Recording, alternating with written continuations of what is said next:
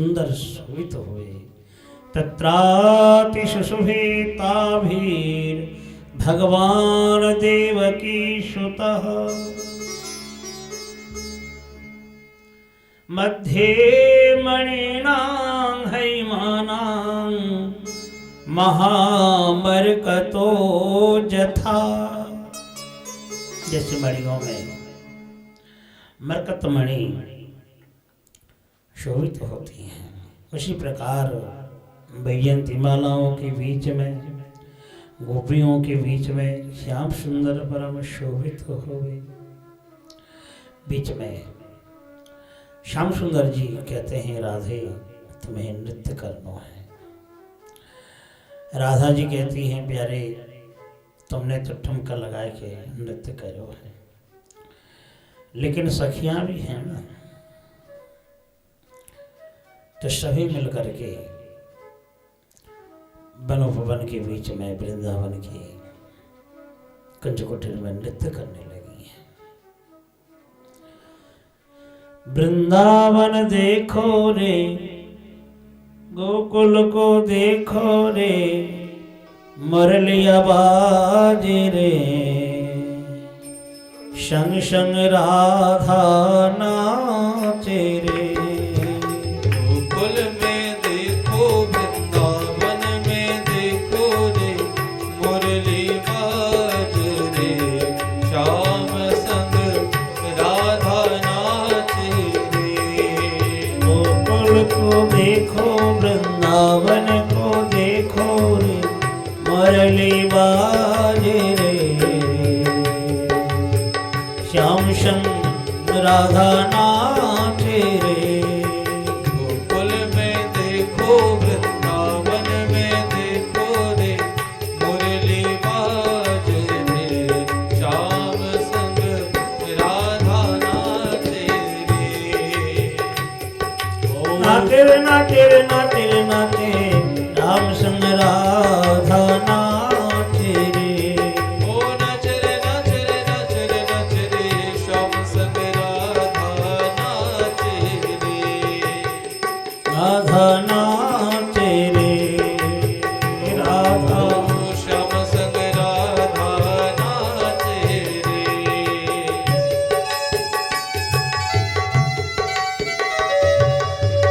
बोले राधा सिंह भगवान की जय जय श्री राधे।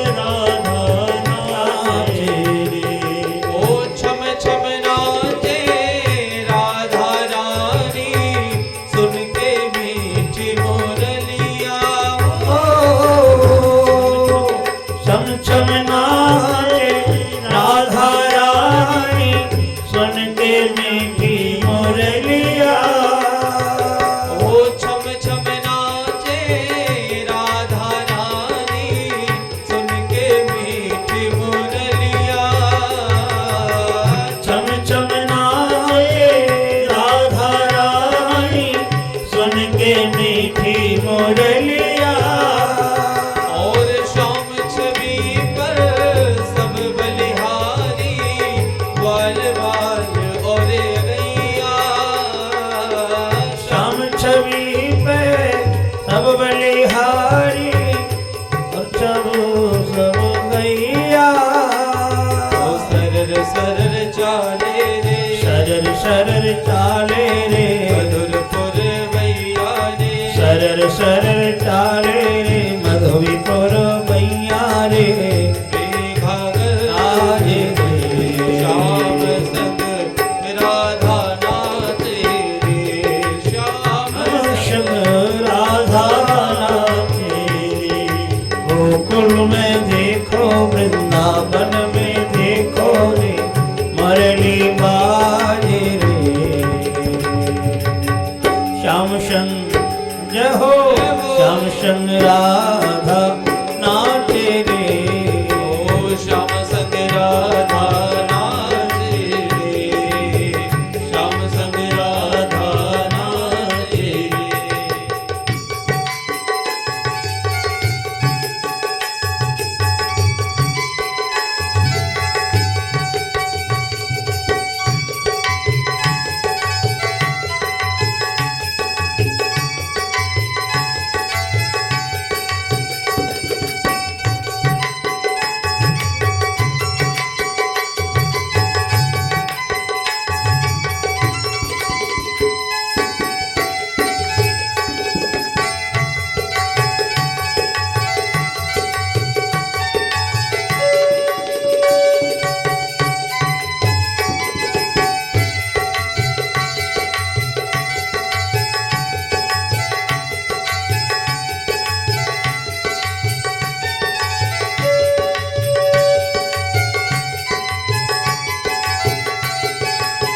रास मंडल में महादेव जी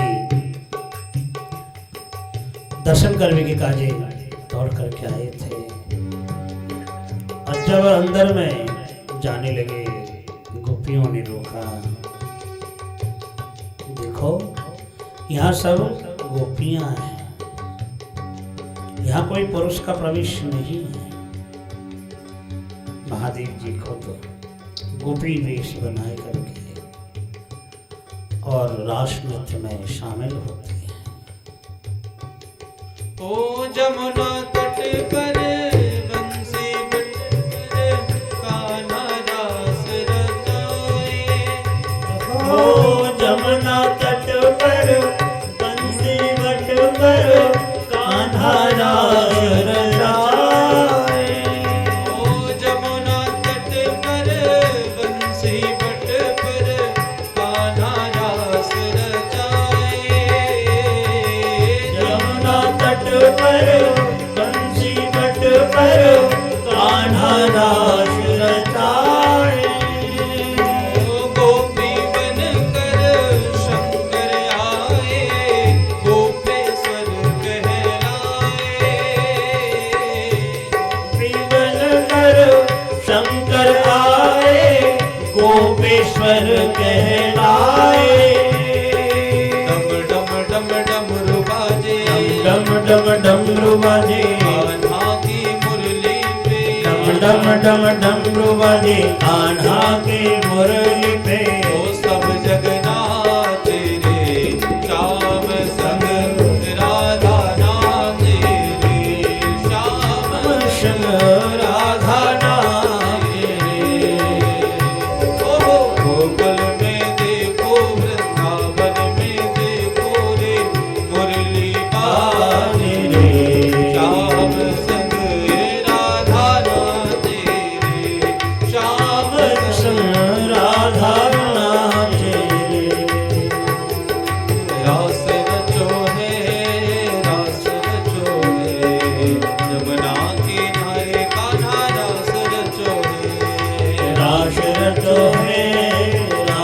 रचो है, यमुना पुलिन कान्हा रास रचो है। रास रचो है, रास रचो है, यमुना पुलिन कान्हा रास रचो है। रचो है, रास रचो है, यमुना पुलिन कान्हा रास रचो है। रास रचो है, रास रचो है, यमुना पुलिन कान्हा रास रचो है। बोले रास रसिक भगवान की जय। ब्रह्मरात्रि तक भगवान ने रास किया है। तो इस प्रकार ब्रह्मरात्र उपाप्रेते वासुदेवानुमोदिता अनिच्छन्त यजुर्गोप्य स्वगृहान् भगवत प्रिया।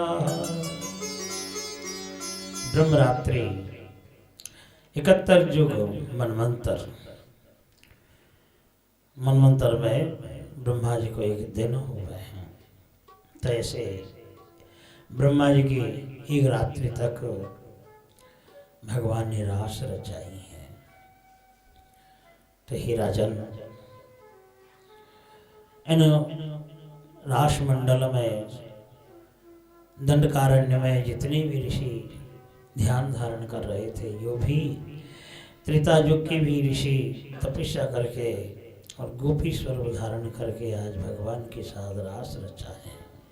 इसलिए ऋषिचरी, मुनिचरी, साधन सिद्धा, स्वसिद्धा, चारों प्रकार के और उपासना सिद्धा पांचों प्रकार की गोपियां हैं। और जब रास रचाने के बाद जब अपने अपने घर में जाने लगे, जाने की इच्छा नहीं थी, अनिच्छा होकर के भी अपने अपने घर में चली गई। सुखदेव जी बोले, ही राजन, विक्रीडितं व्रजवधो विरदं च विष्णो श्रद्धान्वितोऽनुशृणुयादनुवर्णयेत् य भगतिं परां भगवती प्रतिलभ्य कामम् हृद्रोगमाश्वपहिनोत्तचिरेण धीरा। ही राजन, ये जो भगवान की विशुद्ध रास लीला जो हृदय में धारण करेंगे, गान करेंगे, चिंतन करेंगे, इनके लिए भले कितना भी हृदय रोग क्यों ना हो, हृदय पीड़ित हो, तत्क्षणात निर्मल बना करके उसी हृदय में भगवान अवरोध हो जाते हैं। भक्तिं परां भगवती प्रतिलभ्य कामं हृद्रोगमाश्वपहिनोति अचिरेण धीर। अचिरेण अतिशीघ्र ही भगवान के पराभक्ति, प्रेम भक्ति को प्राप्त करेंगे। इस प्रकार फलश्रुति देकर के रास लीलाओं से विराम होते हैं। महाराज परीक्षित सुन करके बड़े भावों से गदगद चित्त हुए, कहने लगे, प्रभु ऐसे ऐसे हमारी प्राण गोविंद की लीला हैं और आप इनको हमें श्रवण नहीं करा रहे थे। परीक्षित महाराज मूर्छित जैसे हो गए थे, लेकिन सुखदेव जी ने अपने कर कमलों के द्वारा शक्ति संचार करके उनके मन अन्यत्र ले जाने के लिए एक नवीन लीला वर्णन करने लगे कि राजन सुनो, हमारे ब्रजमंडल में बहुत बड़ा एक महोत्सव अनुष्ठान होने जा रहा था और वह अनुष्ठान शिवरात्रि का मेला था। हर साल ब्रजमंडल में शिवरात्रि मनाए जाते थे, लेकिन अब के बार महाराज नंद ने सभी को आमंत्रित किया कि अब के बार हम ब्रजमंडल में शिवरात्रि व्रत नहीं करेंगे, तो कहाँ करेंगे?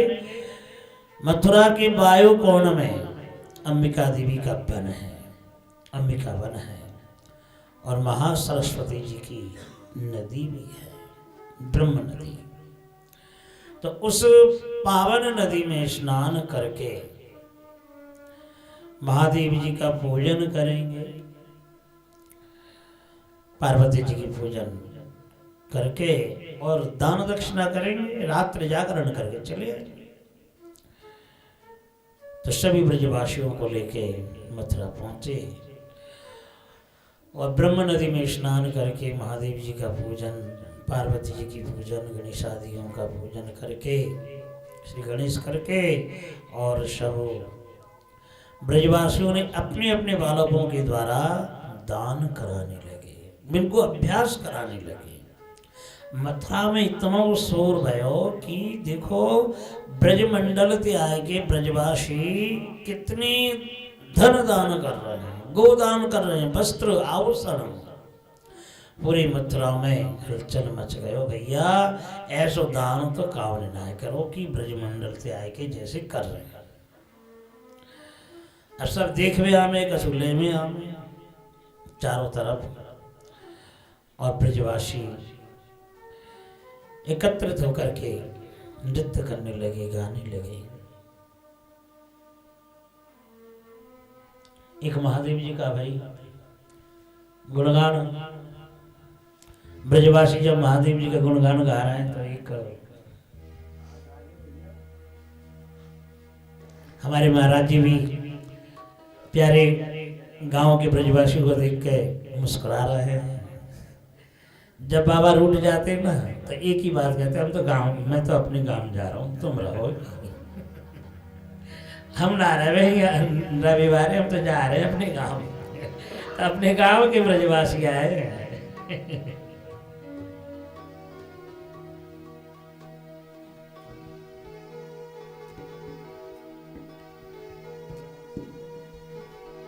भोलेनाथ से निराला, गौरीनाथ से निराला, कोई और नहीं, कोई और नहीं, कोई और नहीं, कोई और नहीं, कोई और नहीं। भोलेनाथ से निराला, गौरीनाथ से निराला, कोई और नहीं। भोलेनाथ से निराला, भोलेनाथ से निराला, कोई और नहीं, कोई और नहीं, कोई और नहीं, कोई और नहीं, कोई और नहीं। भोलेनाथ से निराला, गौरीनाथ से निराला, कोई और नहीं। भोलेनाथ से निराला, गौरीनाथ से निराला, कोई और नहीं। ऐसी बिगड़ी बनाने वाला, बिगड़ी बनाने वाला, भक्तों का रखवाला, भक्तों का रखवाला, कोई और नहीं। भोलेनाथ से निराला, गौरीनाथ से निराला, कोई और नहीं। भोलेनाथ से निराला, भोलेनाथ से निराला, कोई और नहीं। वो उनका डमरू डम डम बोले, हाँ उनका डमरू डम डम बोले, अगम निगम के भेद खोले, अगम निगम के भेद खोले, अगम निगम के भेद खोले, उनका डमरू डम डम बोले, बाबा अगम निगम के भेद खोले। ऐसा डमरू बजाने वाला, डमरू बजाने वाला, कोई और नहीं। भोलेनाथ से निराला, गौरीनाथ से निराला, कोई और नहीं। भोले भोलेनाथ से निराला कोई और नहीं।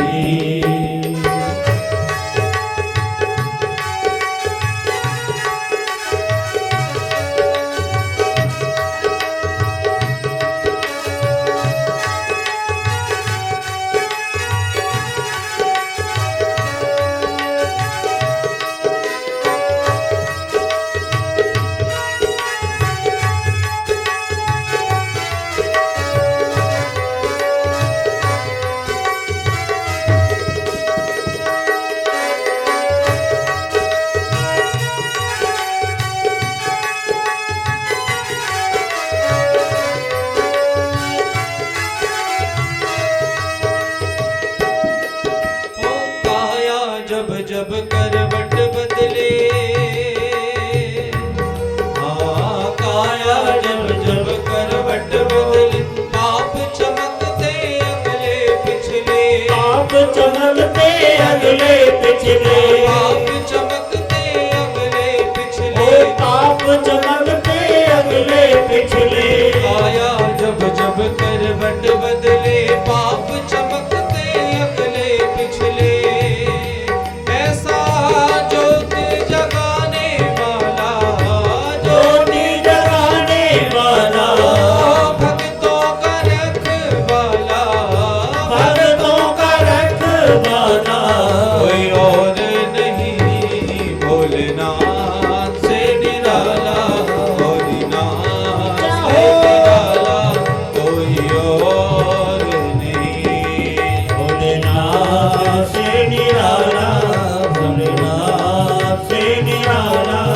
कोई और नहीं, कोई और नहीं, कोई और नहीं, कोई और नहीं, कोई और नहीं।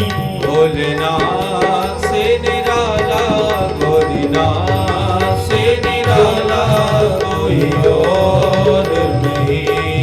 भोलेनाथ से निराला, शंभुनाथ से निराला कोई और नहीं। वो तुमने जग का कष्ट मिटाया,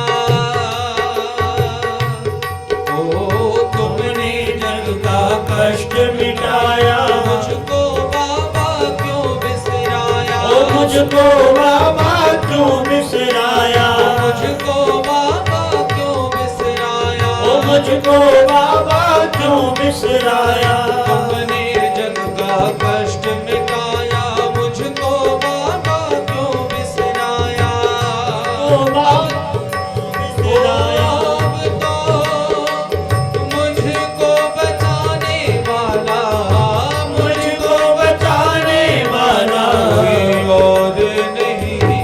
भोलेनाथ से निराला, भोलेनाथ से निराला कोई और नहीं। भोलेनाथ से निराला, भोलेनाथ से निराला कोई और नहीं। कोई और नहीं, कोई और नहीं, कोई और नहीं, कोई और नहीं। भोलेनाथ से निराला बोलो भोले बाबा की, जय बाबा की। और नहीं। भोलेनाथ से निराला, भोलेनाथ से निराला कोई और नहीं, कोई और नहीं, कोई और नहीं। बोले दीवाने भोले बाबा की। एक तरफ में सब ब्रजवासी इकट्ठे होकर के नृत्य कर रहे थे और एक तरफ में ब्रज बालक दान कर रहे थे। गावो हिरण्यं वाशांसि मधो मध्वन्नमादृताः ब्राह्मणेभ्यो ददु शर्वे देवो न प्रियतामिति। हे देवता, हे ब्राह्मणों, हमारे प्रति प्रसन्न हो। ऐसे कह करके ब्राह्मणों को उन्होंने ब्रजवासियों ने दान दिया। जब रात्रि की समय हुआ, परिश्रांत होकर के बैठ गए, बीच में अग्नि जलाई तापने के लिए, तो धीरे धीरे तंद्रा देवी आकर्षित किया। तो उसी समय एक अजगर महान शब्द करते करते ब्रजवासियों के बीच में आकर केवल महाराज नंद के चरण को ग्राह्य कर लिया था। और जैसे ही चरण ग्राह्य किए तो महाराज नंद बड़े जोर से चिल्लाने लगे, ब्रजवासियों मुझे सर्प ग्राह्य कर रहा है, मुझे बचा लो। ब्रजवासी उठ करके भगाने का कोशिश की, क्योंकि शिवरात्रि है और ये अजगर महादेव जी के अंग का आभूषण है, कैसे मारे। इसलिए उनके ऊपर तो उन्होंने प्रहार नहीं किया, लेकिन भगाने के लिए, डराने के लिए अगल बगल में लकड़ियों से मारने लगे। और जब भगा नहीं तो ज्वलंत काष्ठ लेकर के इधर उधर मारने लगे, लेकिन वो छोड़ने वाला नहीं था।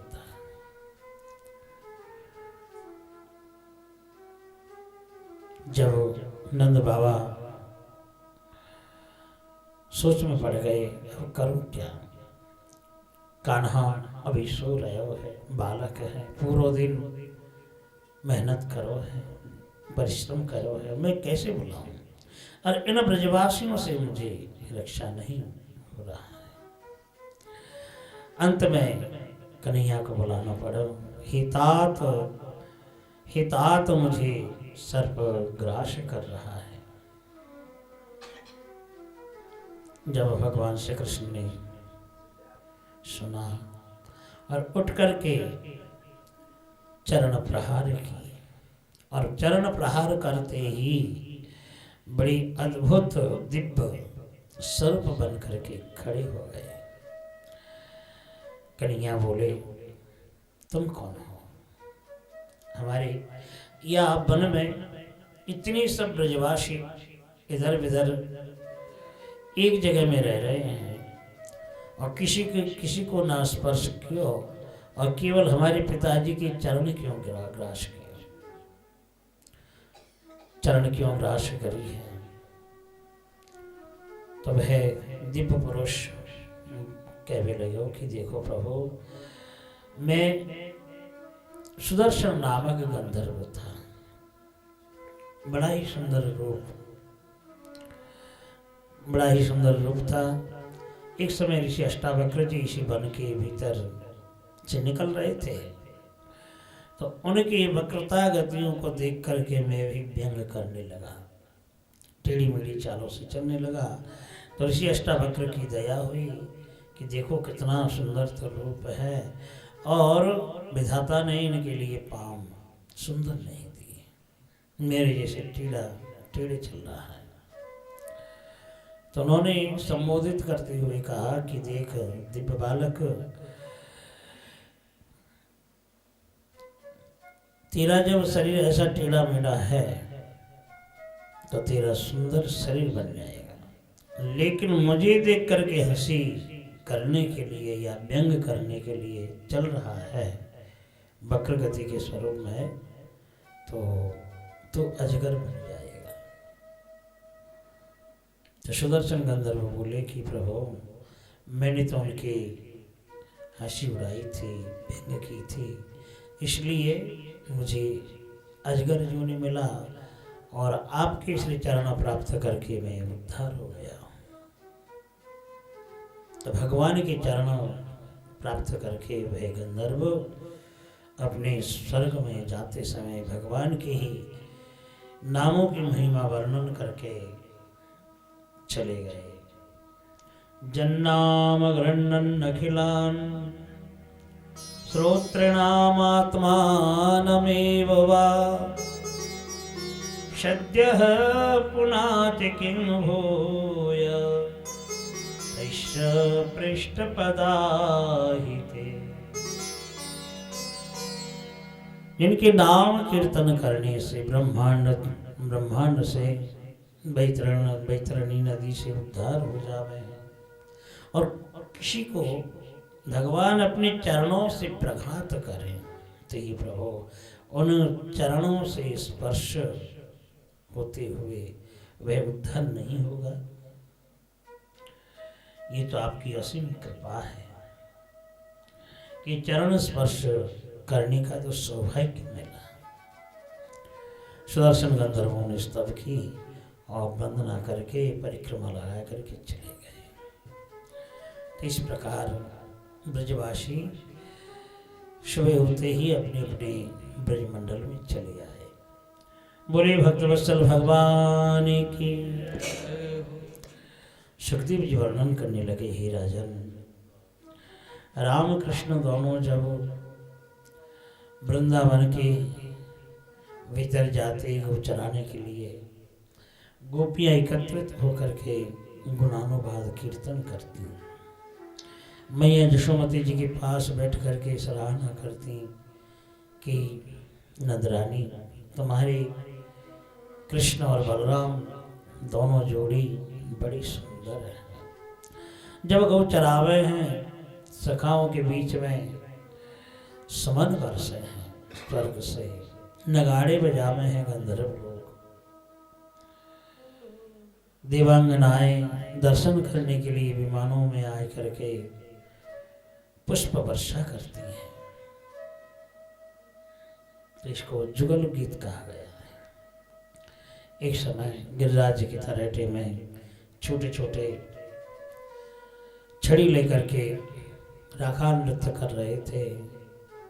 गोपाला गोपाला बेणु गोपाला, गोपाला गोपाला बेणु गोपाला, गोपाला गोपाला बेणु गोपाला, गोपाला गोपाला बेणु गोपाला, यशोदा नंदन सुंदर श्याम गोपाला, यशोदा नंदन सुंदर श्याम गोपाला, यशोदा नंदन सुंदर श्याम गोपाला, यशोदा नंदन सुंदर श्याम गोपाला। बीच में कृष्ण बलराम चारों तरफ मंडली बनाए करके ब्रजबालक नृत्य कर रहे थे। और नृत्य करते करते गोपाला गोपाला श्याम गोपाला, गोपाला गोपाला श्याम गोपाला, मुरली गान लुला गोपी गोपाला, मुरली गान लुला गोपी गोपाला, मुरली गान लुला गोपी गोपाला, ओ मुरली गान लुला गोपी गोपाला। मुरली बजा करके गोपियों को पाला, रक्ष बुलाया।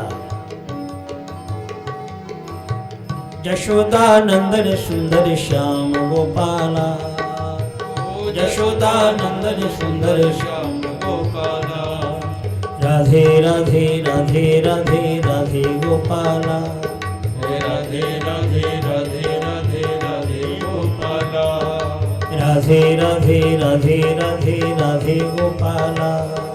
राधे राधे राधे राधे राधे गोपाला। जिस दिन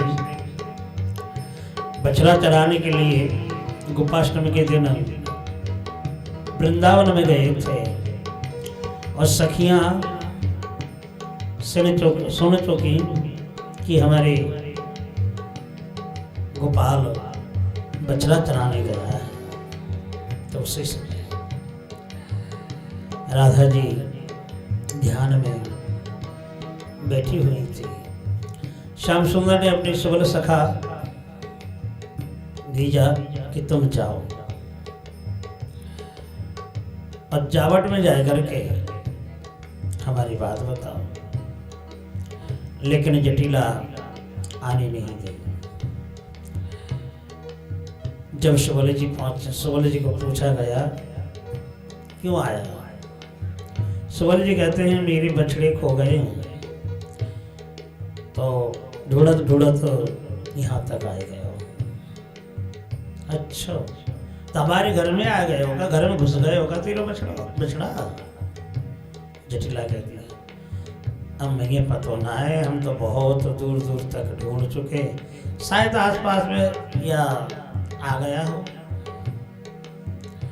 अंदर में गया और राधा जी श्याम से मिलने के लिए बड़ी उत्सुक थी। अब कैसे श्याम सुंदर से मिलन हो गए, तो राधा जी शबल का वेश बनाए करके और शबल को अपने स्वरूप बनाए करके रंधनागार में बैठा देती हैं और खुद सुबल बन करके और छोटो से एक बछड़ा गोदी में लेके अपनी स्तन मंडल को ढकती हैं और उसी अवस्था में श्याम सुंदर से मिलने के लिए जाती हैं। तो इसलिए राधे राधे राधे राधे राधे गोपाला, राधे राधे राधे गोपाला, राधे राधे राधे राधे राधे गोपाला, राधे राधे राधे राधे राधे गोपाला, गोपाला गोपाला वेणु गोपाला, गोपाला गोपाला वेणु गोपाला, गोपाला गोपाला वेणु गोपाला। गोपाला गोपाला वेणु गोपाला। सभी नृत्य कर रहे थे और कंस के भेजे हुए अरिष्टासुर बैल के रूप में आए करके दोनों सिंहों के द्वारा मिट्टी उड़ा रहा था। और जैसे ही मत्र त्याग करने लगा, अपना विक्रम दिखाने लगा, सखा लोग डर करके सब खड़े हो गए और कहने लगे भैया ये जो बेल है ये तो और कोई कहीं से आयो हो, हमारो ब्रज को तो है ना, देखो कितना उपद्रव कर रहे हो, दूर उड़ा रहे हो है। बलदेव जी कहते हैं कन्हैया ने कहा आगे जाइए देखिए कौन है। अब आगे जैसे गए तो कन्हैया कहने लगे भैया ये हमारा तो ब्रजमंडल को ना है, शायद तो मथुरा से ही भेजो गए हो है। तो बलराम जी कहते हैं कन्हैया तो यहाँ आ जा, मैं जा रहा हूँ देखूँ बाय कैसे आए हो है। लेकिन कन्हैया कहे नहीं भैया मैं छोटा हूँ, मैं जाके देखूँ ना, दोनों में होड़ होता है, दोनों में नहीं मैं जाऊँ। बलराम जी कहते मैं जाऊँ, कन्हैया बोले नहीं मैं जाऊँ। अंत में कन्हैया जाए करके जैसे ही खड़े हुए और वह अरिष्टासुर दोनों सिंहों में जैसे कि छाती में मुतने के लिए दौड़ करके आया, तो उसी समय भगवान श्याम सुंदर ने दोनों सिंह पकड़ लिए और पकड़ करके घुमा करके पृथ्वी के ऊपर पटके। तो उसी समय दोबारा से फिर उठ के जैसे ही मारने के लिए दौड़ करके आया, भगवान दोबारा पकड़ करके घुमा करके अरिष्टासुर का अंत कर दिया। बोलिए भक्तवत्सल भगवान की जय।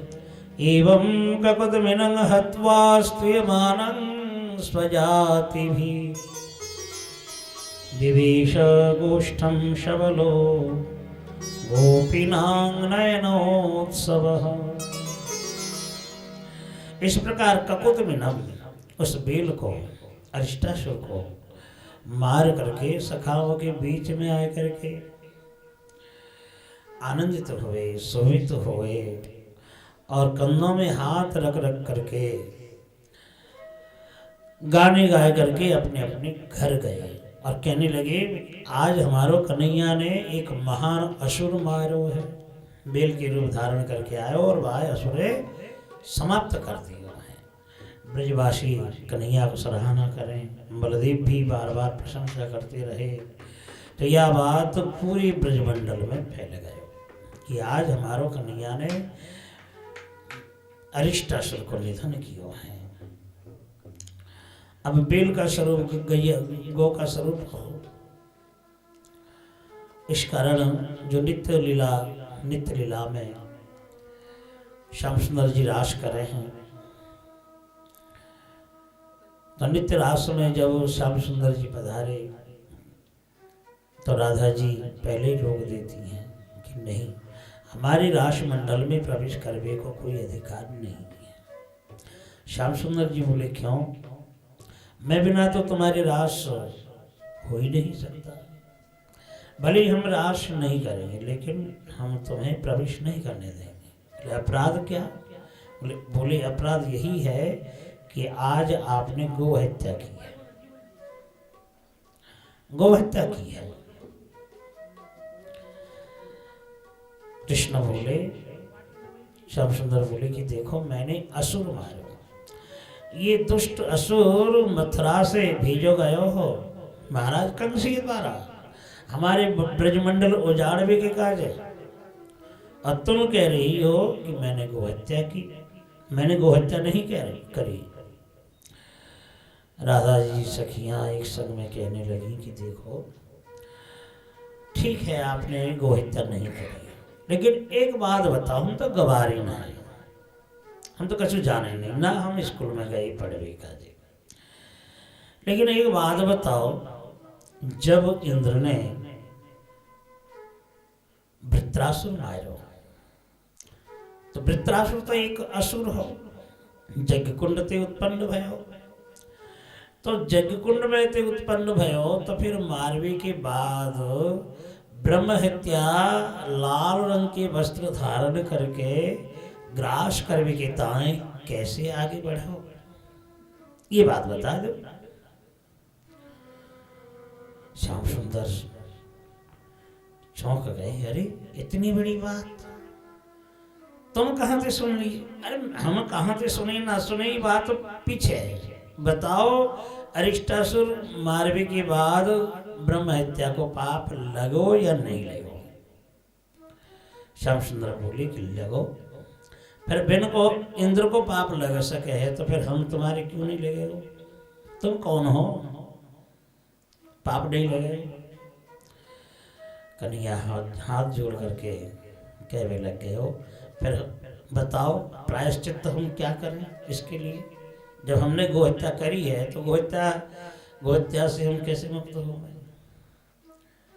सखियां बोली एक काम करो कन्हैया, जितनी तीर्थ हैं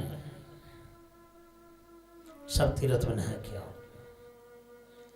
श्याम सुंदर बोले कि देखो पादम एकम न गच्छामि, ब्रजमंडल को छोड़ करके मैं एक पांव कहीं नहीं जाता हूँ, कहीं नहीं गया, और मैं कैसे तीर्थ कर भी चले जाऊँ? देखो तीर्थ जब तक नहीं करोगे तब तक ये गोहत्या को पाप मिटेगा नहीं। अच्छा मैं यहीं बुला रहा हूँ सारे तीर्थन, सब तीर्थन ने, तो दादाजी बोले और भी अच्छी बात है, तुम बुला सको तो तुम्हारी गरिमा है। तो सुखदेव जी बोले ही राजन, बड़े भाव से लीलाओं के बीच में जो अरिष्टासुर का पाम का एक गड्ढा था, चरण का एक गड्ढा था, उसी जगह में एड़ी जमा करके भगवान ने सुंदर एक सरोवर बना दिया, सरोवर बनाए, और वही सरोवर में धीरे धीरे जल भर गया, और जल भरने के बाद कहने लगे कि देखो यह सरोवर में सारे तीर्थ आ गए। गोपियाँ कहती हैं हम विश्वास नहीं करेंगे, पानी के पास में कोई गड्ढो करो जाए तो खुद ही भर जाए पानी में, तो हम कैसे मान लेंगे कि हमें सब तीर्थ आ गए? तुम विश्वास नहीं करोगे? नहीं हम विश्वास नहीं करेंगे। तो कैसे करोगे? बोले एक एक तीर्थ मूर्तिमान है कि अपना नाम ले लेके जल में डुबकी लगाएंगे तब जाके हम विश्वास करेंगे। भगवान की इच्छा के अनुसार एक एक देवता पुष्कर देवताओं का गुरु है, तीर्थों का गुरु है। पुष्कर प्रयागराज तीर्थों का राजा है। प्रयागराज तो ये सब गंगा जमुना सरस्वती आदि सब तीर्थ आए करके एक एक स्वरूप धारण करके जल लेकर के दर्शन दे करके जल में समा गए। और समा जाने के बाद श्याम सुंदर ने कहा कि देखा मेरा प्रभाव, मैंने कितना बड़ो काम करो। सखियाँ बोली हाँ हाँ हमने देख लियो कितना बड़े काम करो, तो नहा लियो। अब नहा तो लियो, अब नहावे के बाद कह रहे भाई देखो सखियों तुमने कबो पाप कर लियो हो तो तुम भी या जल में नहा लियो, पाप से मुक्त हो जाओगे। गोपियाँ कहने लगी तो सुनो हम तो ना नहा रहे या जल में। क्यों? देखो या जल में गौहत्या को पाप लग रहा है, कारो कारो से जल बन गो। पहले कितना सुंदर जल हो, स्वच्छ जल हो, और अब नहावे के बाद कारो बन गए हो। जैसे अब कारो कारो से पानी रहा तो ये कारो जो पानी बन गो। हम तो नहा रहे, हम नहाए में तो हमारा शरीर भी कारो पड़ जाएगा, चमकनो ये सोने रंग कारो पड़ जाएगा, फीका पड़ जाएगा, हम नहा रहे। श्याम सुंदर अपनी भाव दिखा के कहने लगे कछु भी हो, हमने तो बड़े बड़े तीर्थ बुलाए, सब तीर्थ एक महान तीर्थ बनाओ, तुम तो कछु कर ना सको। राधा जी बोले इतनी मत बताओ, हम भी कर सके, दिखाओ अपनी किरामती दिखाओ। अब सखियाँ ने लेके अपने अपने कंकन उतार करके पास में ही सुंदर एक कुंड बनाए। उस कुंड का नाम है कंकन कुंड। इस जल के भीतर है, इस जल के कुंड के भीतर है कंकन कुंड, राधा जी का बनाया हुआ। तो जब उन्होंने कुंड बनाए तो जल नहीं है। श्याम सुंदर कहने लगे सखियों देखो अब भी समय है, राधा जी हमारे सरोवर से जल ले लो। जानती हो कछु न तद जलम, वे सरोवर नहीं या में कोई जल ना हो। न तद जलम तो सरोवर का एक ही है जब जल ही नहीं है, और केवल जल से शोभित नहीं होता। न तद जलम जन्ना सुचारु पंकजम, जब जल में कमल नहीं खिले, कमल की शोभा नहीं हो तो वह सरोवर नहीं है। और वह कमल भी कमल नहीं है जो होरा जब तक गुंजार नहीं करें। तो देखो मेरे सरोवर, तो तुम्हारे कुंड में तो कमल है ही ना। अरे कमल खिले जाएगा अभी तो कुंड बनूंगा, हमारे कुंड में तो जल लियो। सखियां राधा जी कहती हैं हम तो गौहत्या के पाप जल न लेंगे, हम तो मानसी गंगा चले जाएंगे, एक एक घड़ा ला के हम भर देंगे, पूरा भर जाएगा हमारा छोटा सा कुंड है। अब जैसे घड़ा ले लेके निकल पड़ी तो श्याम सुंदर जी की मुख फीका पड़ गया, क्योंकि राधा जी की कृपा नहीं होगा तो तीर्थ वास भी नहीं कर सके। तो ये हमारे देवताओं को इंगित किया कि तुम राधा जी के चरणों में गिर करके मनाओ। सब तीर्थ मूर्तिमान होकर के राधा जी के चरणों में प्रार्थना करते हैं।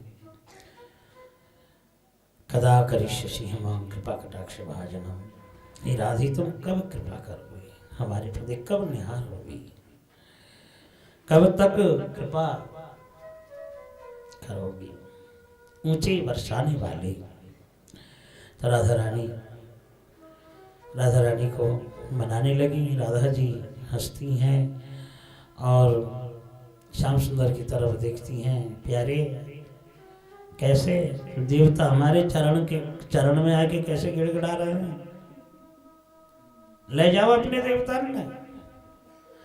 श्याम सुंदर बोले कि प्यारी जी हो, ये वृंदावन तुम्हारो है, राधा वृंदावनी बने, राधया माधवो भाति माधवे नैव राधिका। जब माधव राधा बिना शोभित नहीं हो गए तो मैं तुम्हारे बिना कैसे शोभित हो जाऊं। तो इसलिए तुम प्रसन्न हो और देवताओं को अपने चरणों में स्थान दो। राधा जी कहती हैं ठीक है, जब हमारे कुंड में आना चाहते हो तुम हमारे कुंड में आ जाओ। तो श्याम कुंड के बीच में से श्याम राधा कुंड में चली आई सारी तीर्थ और बड़ी सुंदर शोभित हो गई। अर्धरात्रि में दोनों कुंड लीलाओं के माध्यम से उत्पन्न हुए थे, इसलिए अब भी लाखों लाखों लोग आकर के स्नान करते हैं और वही अष्टमी में अपने मनोवांछित फल प्राप्त करके चले जाते हैं। एवं ककुतमिनं हत्वा स्तूयमानं सुजातिभिः विवेश गोष्ठं शवलो गोपीनां नयनोत्सवः। तो नयनोत्सव आनंद देने वाले, गोपियों को आनंद देने वाले श्याम सुंदर ने इस प्रकार लीला के माध्यम से सभी को आनंद दिए। देवर्षि नारद भ्रमण करते करते ब्रजमंडल में आए और आकर के गौ चराते हुए श्याम सुंदर को दर्शन किया। नमन करके कहने लगे प्रभु आपको तो बहुत लीला करनी है, मथुरा जानो, कंस वध करनो, फिर महासिद्धारका में जानो, आप तो अभी ब्रज में ही लीला कर रहे हैं। श्याम सुंदर ने कहा नारद तुम चिंता मत करो, अब हम मथुरा जाने वाले ही हैं। ब्रजमंडल से मथुरा में चले जाते हैं नारद जी। नारायण नारायण नारायण। महाराज कंस नारद जी को देख करके सिंहासन में बैठाते हैं, पूजन करते हैं। नारद जी ने पूछा महाराज जितने असुरों को ब्रजमंडल में भेजा गया था कोई भी असुर लौट करके आया या नहीं? महाराज ने कहा एक भी लौट करके नहीं आया। बोले इसका कारण?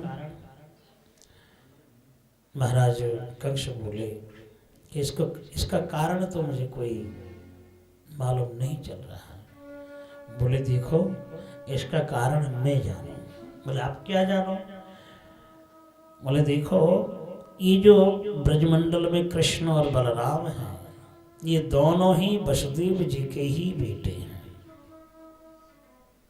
आप कैसे कह रहे हैं? हाँ, कृष्ण और बलराम दोनों ही वसुदेव जी के बेटे हैं। रात्रि में जो कन्या तुम्हारे हाथों में दिया ना, तुमने जो छीन लिया था, वह कन्या यशोदा जी की थी। यशोदाया शतां कन्याम देवक्या कृष्णमेव च। वह कन्या यशोदा जी की थी, देवकी की नहीं। तो देवकी से 8वां पुत्र कृष्ण के रूप में ही जन्म भयो और वसुदेव जी वह बालक लेके गोकुल में रख करके यशोदाया सुतोद्भवम, यशोदा जी से उत्पन्न वह कन्या लाए के हाथ में पकड़ा देती है। सुन करके महाराज बगुले से बन गए, लाल पीली आंखें करके अपनी तलवार निकाल करके वसुदेव और देवकी को मारने के लिए तैयार हो गए। आज तो मैं इन्हें छोड़ू नहीं। नारद जी ने कहा खबरदार, तुम्हें शत्रु को हाथ में लेना है तो सबसे पहले कृष्ण बलराम को बुलाने का प्रबंध करो, क्योंकि वसुदेव और देवकी को मार डालोगे तो शत्रु तुम्हारे हाथ में कभी नहीं आएगा। तो मैं कैसे कृष्ण बलराम को यहाँ लाऊं? बोले देखो तुम्हारी जो धनुष है ना, हर बार तुम अपने राज मंदिर के भीतर यज्ञ करते हो, पूजन करते हो। अब की बार इस धनुष को निकाल करके प्रांगण में धनुष यज्ञ करो और सभी को निमंत्रण दो। पूरे नगर में ब्रजवासियों को, राजन वर्गों को और सभी आए के दर्शन करेंगे। और उसी के बहाने में ब्रजवासियों के साथ कृष्ण बलराम भी आ जाएंगे। और तुम्हारे जितने भी मल्ल हैं, चारों मुष्टे के सोल तसो तोसल, मल्ल युद्ध करा करके दोनों शत्रु को समाप्त कर देंगे।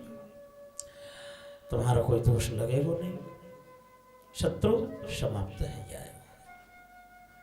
महाराज कंस के मन में बैठ गए हो तो नारायण नारायण कह करके नारद जी वहाँ से चले जाते हैं। सुखदेव जी बोले, हे राजन, अब धनुष यज्ञ करेंगे, इसलिए एक विशाल एक राजमंच उन्होंने बनवाए और ब्रजमंडल में निमंत्रण देने के लिए किसको भेजा जाए। उसी समय केशी दत्त आकर के कहने लगे, महाराज आपने तो सबको मौका दिया, कम से कम एक बार हमको भी मौका दे कर देखो। बोले तुम क्या करोगे? बोले मैं घोड़े का रूप बन करके ब्रजमंडल में जाऊंगा और उस दुष्ट दोनों राम कृष्ण को पछाड़ करके मार करके मैं चलाऊंगा। ठीक है, एक बार तुम भी चले जाओ। फिर केशी दत्त आया। उस समय किसी घाट में गौ चरा रहे थे सखाओं के साथ, और वह घोड़ा बन करके जैसे ही दौड़ करके आ रहा था, श्याम सुंदर देख करके कहा, अच्छा मुझे मारने के लिए आया, अच्छा मेरे हाथ को खा लो। तो घोड़े ने पूरी की पूरी हाथ मोड़े में ले लिया। अब जैसे ही मोड़े में लिया तो भगवान ने हाथ बढ़ा करके, और जैसे बड़ी बड़ी फल पक करके गल जाते हैं, उसी प्रकार भगवान के हाथ वृद्धि होने के कारण उनका मुख बिल्कुल चूर चूर होकर के गल के गिर गया और उसी समय उनका प्राण समाप्त हो गया। बोले केशी निषूदन भगवान की जय हो। केशी दत्त को विनाश किया। फिर अक्रूर जी को बुलाए गए। एवं आदेश च अक्रूरम मंत्रिणश्च विसृज्य स प्रविवेश गृहं कंसस्तथा क्रूरश्वमालयम्। इस प्रकार महाराज कंस ने सभी को आमंत्रण किया और अक्रूर जी को भी वृंदावन में भेजे। अक्रूर जी संध्या के समय पहुंची, जब दूध दो रहे थे गौशाला में, और समय अक्रूर जी को देख करके कृष्ण बलराम दोनों बाल्टियों को रख करके मिले। काका श्री आप कैसे आए? तो अक्रूर जी ने पहले ही बता दिया कि ऐसे ऐसे बात हैं, दुष्ट कंस तुम्हें मारना चाह रहा है, इसलिए मुझे निमंत्रण दे करके भेजे हैं। कृष्ण बलराम दोनों ही कहते हैं, चाचा जी इन बातों को हमारे ब्रजवासियों के बीच में नहीं कहना, नहीं तो हमें दोनों जाने नहीं देंगे। आप इतना ही कहना कि निमंत्रण दे करके भेजे।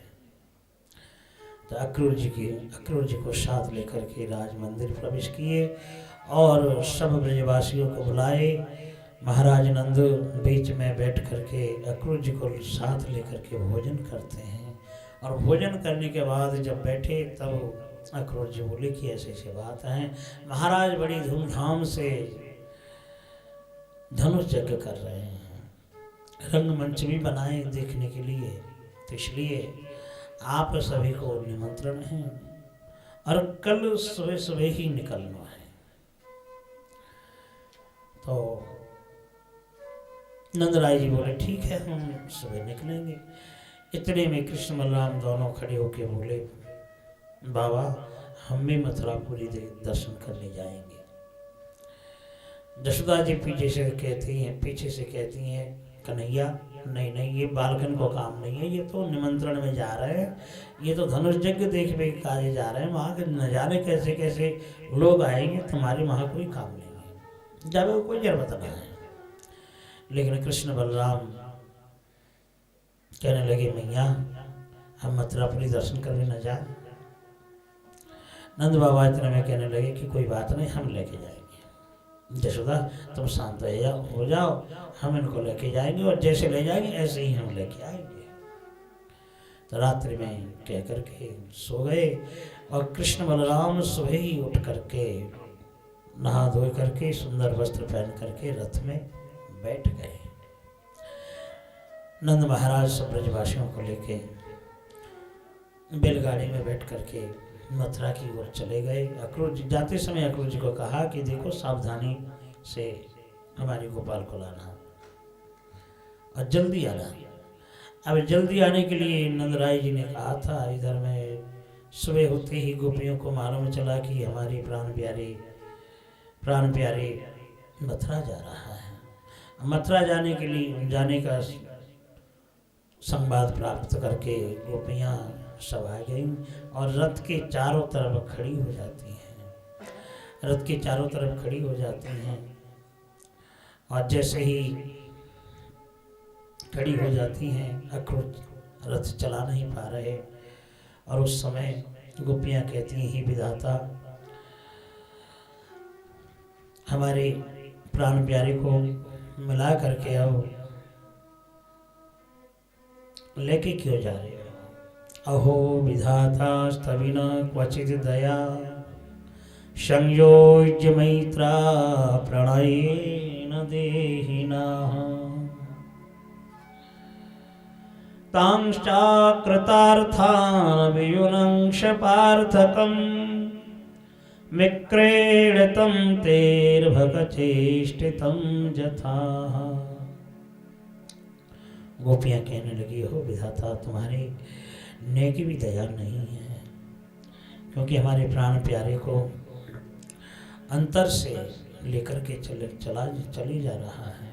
ये अक्रूर तुम्हारे नाम अक्रूर नहीं है, अक्रूरों से भरा हुआ है। हे गोविंद हे दामोदर कह करके रोने लगी और अक्रूर जी बीच में सबको एक तरफ करके रथ को चलाते हैं और जैसे ही रथ को हाँक करके लेके चले गए, पीछे पीछे गोपियाँ जाती हैं। हे श्याम सुंदर जीवन जौवन सब सजा करके तुम्हारे लिए हमने रखा और तुम हमें ठुकरा करके चले जा रहे हो। एक बार बता के जाओ तुम कब आओगे? रुक जाओ मेरे घनश्याम प्यासी अखियाँ तुझे पुकारे, प्यासी अखियाँ तुझे पुकारे, प्यासी अखियाँ तुझे पुकारे। रुक जाओ घनश्याम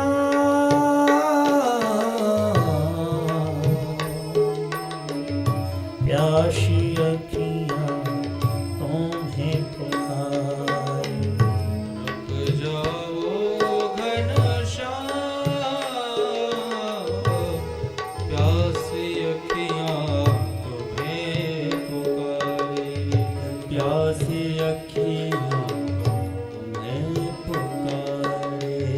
एक पल भर झलक दिखा ले, एक पल भर झलक दिखा दे, एक पल भर झलक दिखा ले, एक पल भर झलक दिखा दे। चल कर कर ले तुम्हें प्रणाम, चल कर कर ले तुम्हें प्रणाम। रुक जाओ घनश्याम, रुक जाओ घनश्याम। रुक जाओ घनश्याम, रुक जाओ हे घनश्याम। श्याम सुंदर तुम्हारे लिए हमने क्या नहीं किया है? घर के सब काज त्याग दिए, माता पिता सगे संबंधियों को छोड़ करके तुम्हारे चरणों में हम आश्रित हो गए।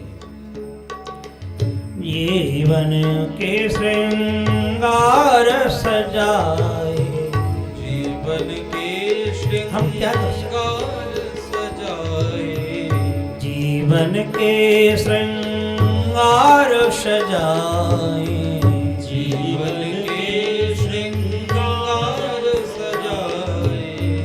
हमने घर घर दीप जलाए, हमने भर घर दीप जलाए, हमने घर घर दीप जलाए, हमने घर घर दीप जलाए।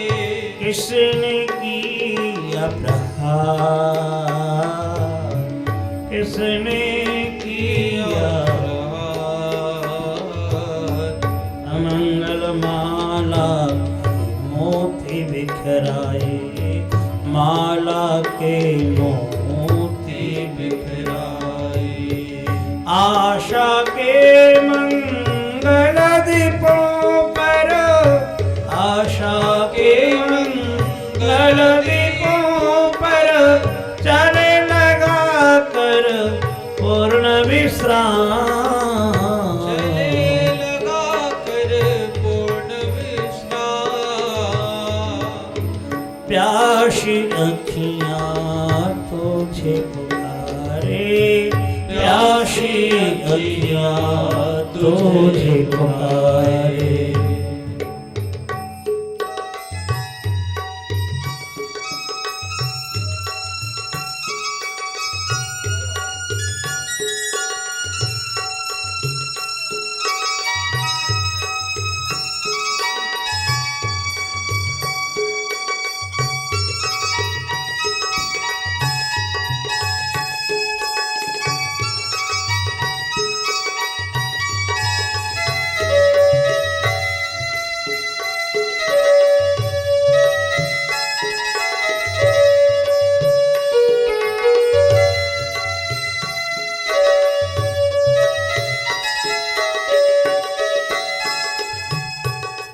तेरा अजब विधान विधाता, तेरा अजब विधान विधाता, तेरा अजब विधान विधाता।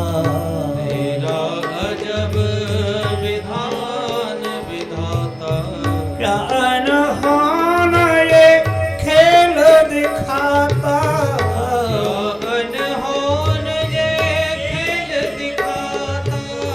क्या अनहोन ये खेल दिखाता, क्या अनहोन ये खेल दिखाता। बिन कान्हा कैसे जिएगी, बिन कान्हा कैसे। गोपियाँ कहती हैं हम तो कैसे कैसे भी जी लेंगे, लेकिन मैया यशोमती कैसे रह पाएगी लाल बिना। इसलिए बिन कान्हा कैसे जिएगी, बिन कान्हा कैसे जिएगी। हाय हमारी यशोदा मैया, आए हमारी यशोदा मैया। यानी वह दिन कब आएगा, वह दिन कब आएगा। यानी वह दिन कब आएगा, वह दिन कब आएगा। जब नाचेगा गोकुल गाँव, जब नाचेगा गोकुल गाँव। रुक जाओ घनश्याम, रुक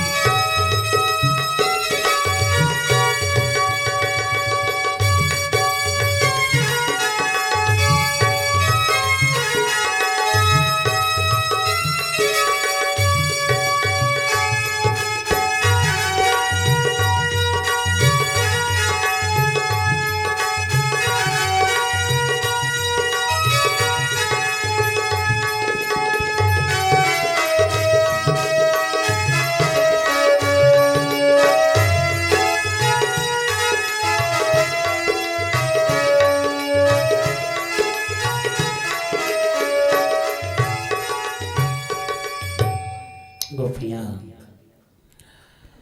इतनी बार दर्शन करी है, संग में रहे, तो भी कह रहे एक बार झलक दिखा दें। हमने देखी तो देखी, लेकिन अच्छे करके दर्शन नहीं किए। सुखदेव जी बोले, ही राजन, भगवान को दर्शन करने से प्यास बुझती नहीं, क्योंकि भगवान अतृप्त वस्तु है। कितनी भी दर्शन करो, कितनी भी उनका गुणगान श्रवण कर लो, हृदय कभी तृप्त होते नहीं है। भगवान जब अतृप्त अवस्था है तो हृदय कब कैसी तृप्त हो जाए। नब्रेतर्षैर्भगीयमानः, संसार में ऐसे कौन है कि भगवान के गुणगान श्रवण करके, मुखमंडल माधुर्य दर्शन करके तृप्त हो गए। इसलिए गोपियाँ अतृप्त अवस्था, एक बार दर्शन करा के लाओ। और जैसे गोपियाँ पीछे पीछे गई, रथ से उतर करके चमचमाते हुए सामने आके खड़े है गए, लो दर्शन कर लो। गोपियों की आंसू अपने हाथों से पहुँच करके कहते हैं, देखो कल नहीं, हम परसों जरूर आएंगे, कल या परसों हम जरूर चले आएंगे। हम तो केवल मथुरा दर्शन करने के लिए जा रहे हैं। जरूर आओगे ना? हाँ, हम जरूर आएंगे। स्त्रीणामेवं रुदन्तीनाम् उदिते सवितुर्यथः अक्रूरश्चोदयामास कृतमैत्रादिको रथम। जब संबोधन करके उन्होंने सांत्वना दी,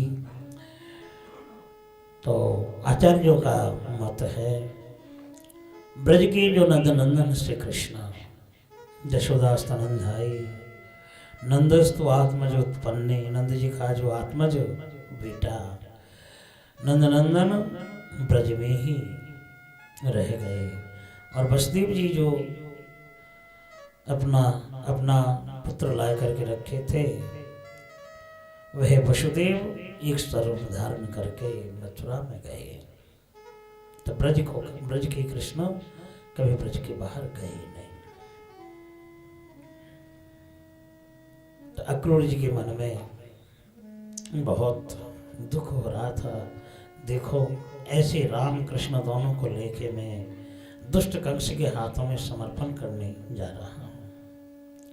कहाँ तो इनको मैं रक्षा करूं, और रक्षा की बात छोड़ो, कहाँ मृत्यु के हवाले में कर भी जा रहे हो।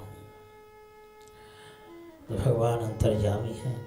जैसे ही जमुना जी के पास पहुँचे तो अक्रूर जी बोले कि हे राम, हे कृष्ण, हमने अभी संध्या वंदना नहीं की, तो यहाँ पर मैं नहा लूँ। तो रामकृष्ण बोले ठीक है काका श्री, आप नहा लो। और जैसे ही नहाने के लिए डुबकी लगाए तो जल के भीतर भगवान अपने हलधर स्वरूप, बलदेव जी हलधर स्वरूप धारण करके श्री कृष्ण बड़े ऐश्वर्यवान होकर के उन दोनों दर्शन दिए। अक्रूर जी चकित रह जाते हैं, ये कौन है? कृष्ण बलराम को तो मैंने रथ में बैठा करके आया हूँ, लेकिन जल के भीतर कैसे आए? संग की संग उठ करके अपनी रथमाओं देखते हैं, तभी तो बैठ के हंस रहे हैं, बातें कर रहे हैं। फिर उन्होंने डुबकी लगाई, फिर उन्होंने अनंत संज्ञा में भगवान नारायण देखे। बलदेव जी चामर ढुला रहे हैं, दिव्य स्वरूप को देख करके फिर उठे, फिर देखे। तो कई बार उन्होंने डुबकी लगाई और कई बार उन्होंने देखा रथ की माँ। काका जी के कृष्ण बलराम कहते हैं, काका जी कोई भ्रम तो नहीं है? कहा बात, क्यों हमारी माँ बार बार देख रहे? हम नहीं भाग रहे हैं, हम तो मथुरा जावे के कार्य आए, हम कोई भगने वाले भगवे कार्य तो आए नहीं। अक्रूर जी को तब ज्ञान हुआ। क्योंकि भगवान जब तक कृपा नहीं करते हैं ना, तब तक उनके तत्वों को जान नहीं पाते हैं।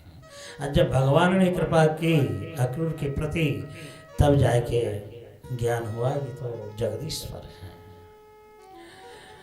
और उसी अवस्था में भीगी गीले वस्त्र पहन करके ही उसी अवस्था में आकर के कृष्ण बलराम के चरणों में गिरते हैं कि हे कृष्ण, हे बलराम, आज तुमने दर्शन दे करके मेरा हृदय अज्ञान अंधकार दूर कर दिया। अक्रूर जी स्तव करने लगे, अद्भुतानि जावन्ति भूमौ वियति बाजले,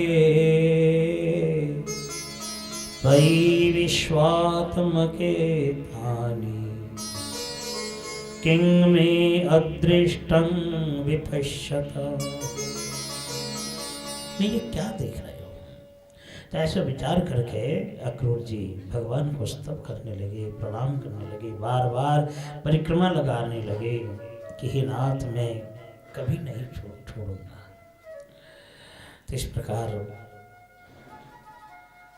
अक्रूर जी रथ में बैठ करके मथुरा गए। नंद महाराज जी आगे आकर के प्रतीक्षा कर रहे थे। सांझ होने जा रहा है, अभी तक भोजन नहीं किए। अब कृष्ण बलराम के बिना कैसे भोजन कर लेंगे? उनकी बाट देखते रहे। तो अक्रूर जी का रथ देख करके ब्रजवासी आगे बढ़े और कृष्ण बलराम जैसे ही रथ से उतरे, अक्रूर जी बोले कि हे नाथ, कम से कम हमारे घर में चरण धूलि तो दे करके जाओ। प्यारे श्याम सुंदर कहते हैं, काका श्री अभी नहीं, देखो हम जो मथुरा आए कुछ काम में आए हैं, पहले हमारे काम पूरा करेंगे, दुष्ट कंस को विनाश करके ही मंदिर में आपके घर में हम जाएंगे। अक्रूर जी चले गए और इधर में भोजन करके नंदराय जी कहते हैं, देखो ये हमारी ब्रजपुरी नहीं है, ब्रजभूमि नहीं है, ये मथुरापुरी है, कुछ अनिष्ट होने से ही मृत्यु दंड देंगे, इसलिए इधर उधर नहीं जाना, हमारे साथ ही जाए करके हम मथुरापुरी दर्शन करा देंगे। तो कृष्ण बलराम बीच में उठ करके सखाओं के साथ मथुरा में प्रवेश किए और पूरी मथुरा में एक ही आवाज निकल आया कि वसुदेव जी का बेटा आया है। अब तक तो ब्रज मथुरा में जान रहे थे कि बलराम जी वसुदेव जी का बेटा है, लेकिन कृष्ण भी वसुदेव जी का बेटा है। नारद जी कह के गए तो पूरी मथुरा में यही बात फैले जाने से मथुरा के लोग दर्शन करने के लिए कि भाई कृष्ण बलराम बड़े तेजस्वी हैं, असुरों को मारा, गिरिराज धारण किया, पहाड़ को पर्वत को धारण किया, तो ऐसे ऐसे महान बलवान को तो देखना चाहिए। बताते ही छोटे छोटे नन्हे नन्हे बालक हैं। तो पूरी मथुरापुरी के लोग दर्शन करने के लिए अपने घर से निकलते हैं, सखाओं के साथ हास परिहास करते हुए जब आगे बढ़े, बोले कृष्ण कन्हैया लाल की, कृष्ण कन्हैया लाल की जयकार लगाते हुए बढ़े। और मथुरा में आज तक महाराज कंस की जय या शब्द के अलावा दूसरा नाम का जय जय कभी हुआ ही नहीं। आज इन कृष्ण बलराम का जयकार सुनकर के सभी नगर के लोग और भी आगे बढ़ने लगे। कुछ महाराज कंस के सेवक जो धोबियां वस्त्र धो करके जा रहे थे वो भी देखने लगे आगे बढ़ करके। तो सखाओं ने कहा, भैया कन्हैया देख, हम तो ब्रजमंडल थे, वैसे ही हम घूम भी आए, लेकिन छोटे छोटे वस्त्र देख, यहाँ के लोग कितनी सुंदर सुंदर वस्त्र पहन रखे हैं, तो हमारो एक कम से कम धोती भी मिल जाता तो हम पहन लेते। तो धोबी ये देख करके श्याम कन्हैया बोलो कि भैया तेरे पास इतने सारे कपड़ा हैं तो कम से कम हमें एक एक करके दे दो, हम तो ब्रजमंडल से आए हैं। धोबी उस समय आकर के कहने लगे कि खबरदार, ये वस्त्र महाराज कंस के हैं, दोबारा मांगना ही मत। तो बलराम जी बोले हम दोबारा मांगे तो मुझे जम के द्वार दिखा देंगे। बोले लोग कन्हैया हमें जम के द्वार दिखा दो जम का द्वार कैसा होता है। अब बलराम जी ने जैसे ही कहा एक थपेड़ा दे करके उनका मस्तक अलग कर दिया, मस्तक अलग कर दिया। वह देख करके उनका दिव्य ज्योति निकल करके भगवान के चरणों में विलुप्त हो जाते हैं। पीछे जितने धोबी थे देख करके उनकी दशा देख करके उसी अवस्था में छोड़ करके सब चले गए, आगे कोई नहीं बढ़ा। और दर्शक जितने थे सब अपने अपने घर में चले गए। भैया ये तो हाथ में ही अस्त्र लगा हुआ है। अब सब जब चले गए छांट के, कन्हैया बोलो भैया अपने मन पसंद छांट के वस्त्र पहनो, अब कोई डर नहीं है। अब धोती महाराज कंस की 12 हाथ की धोती अब छोटे छोटे बालक कैसे पहने, और अभ्यास हो तब ना। अब तो कलयुग है, पैंट पहनते हैं, अब कैसे धोती पहने जाए। अब धोती तो बालक छोटे पन की बालक कैसे पहने जाए। कमर में लगा के पेंच लगा के और लंगोटी सी पहन के, बाकी ऊपर पंजाबी कुर्ता। तो ब्रजबालक बड़े आनंदित हुए, भैया बड़ी सुंदर लग रहे, देखना कोई बंदरों से हम कम नहीं है, देखो ना। और झाड़वे को जरूरत ही ना है, रास्ता साफ करने को जरूरत ही ना है, कपड़े बड़े बड़े ना, देख हमारा पीछे देख। तो मथुरा के राजमार्ग में ऐसे हलचल और नृत्य और जयकारा से जाने लगे। दुकान, कपड़े बनाने वाली दुकान देखा तंतुबाई का, तो वहाँ पर जाकर के कहने लगे भैया हमारे इन कपड़ों को छोटे छोटे बना करके हमारे पहनने के लायक बना दो। बेचारा पहले से ही डरा था। अब जब पास में आ गए तो संग के संग अपने हाथ का काम छोड़ करके उनके लिए वस्त्र बना करके पहना दिए, धोती पहनाए, सुंदर दुपट्टा पहनाए। श्याम सुंदर बड़े प्रसन्न होकर के बोले कि देखो तुम्हारे घर में कभी कमी होगी नहीं। सुदामा माली के पास गए। सुदामा माली पहले से ही कृष्ण भक्त थे, परम अनुरागी थे भगवान के प्रति। तो जब उन्होंने माला पहनने के लिए कहा कि हमें एक एक माला दो, तो बने हुए जो माला रखे गए, सुदामा माली बोले देखो ये तो महाराज कंस के लिए मैंने बनाया, आप लोगों के लिए मैं सुंदर फूल गूंथ करके मैं माला बना रहा हूँ। और माला गूंथ करके संग के संग में एक एक माला पहनाते हैं। भगवान बोले कि देखो जो हमें फूलों की माला पहना करके और फूलों से पूजा करते हैं वे सदा सर्वदा के लिए हमारे चरणों के सानिध्य में रहेंगे। ऐसे ही कुब्जा महाराज कंस की दासी कुबड़ी सब कहते थे। भगवान ने इतनी सुंदर संबोधन किया कि हे सुंदरी हमें चंदन पहना दो। अब मुड़ करके देखा कि अद्भुत भुवन मोहन सुंदर, तो अपने हाथों से चंदन लगाई। भगवान ने भी सुंदर उनको रूप बनाया, उत्तम स्वरूप बना करके दिए। और वह सुंदरी कुब्जा नृत्य करने लगी, ही सुंदर तुम हमारे घर चलो। श्री कृष्ण बोले अभी नहीं, हमारे का बहुत काम है, काम निपटा के ही हम चलेंगे।